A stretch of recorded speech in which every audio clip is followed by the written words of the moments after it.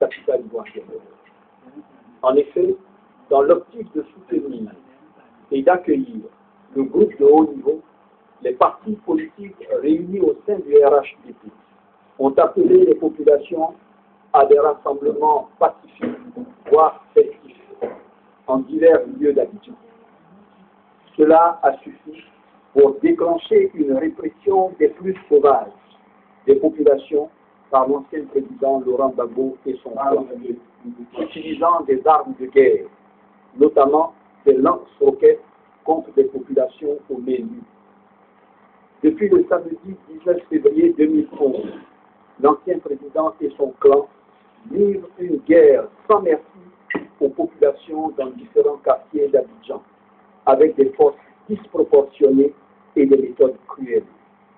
Des femmes ont été battues, déshabillées, violées, atrachées par la garde républicaine, pendant que d'autres se faisaient agresser sauvagement par certains éléments des FDS et des jeunes à la solde du LNP à la migratoire. Suite à ces violences, on déplore à ce jour plus de 31 morts et 69 blessés, dont 36 graves. Le gouvernement exprime ici sa compassion aux victimes de cette barbarie et les assure de sa détermination à faire partir par tout moyen l'ancien président Laurent Gbagbo.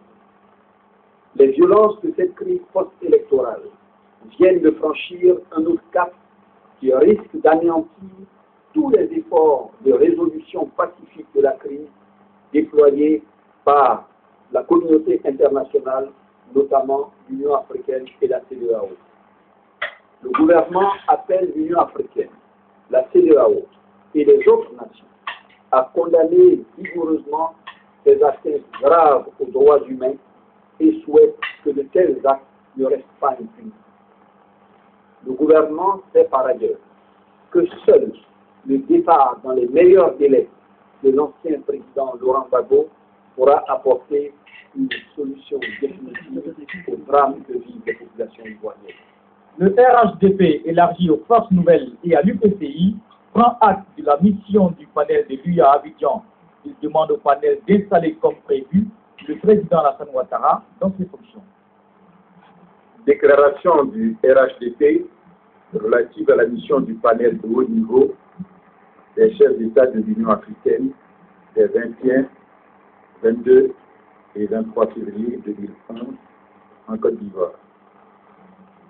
Le Rassemblement des oppositions de la démocratie et la paix, RHDP, élargi aux forces nouvelles et à l'Union pour la Côte d'Ivoire, UPCI, a tenu ce jour, jeudi 24 février 2011, une réunion au terme de laquelle il rend publique la présente déclaration.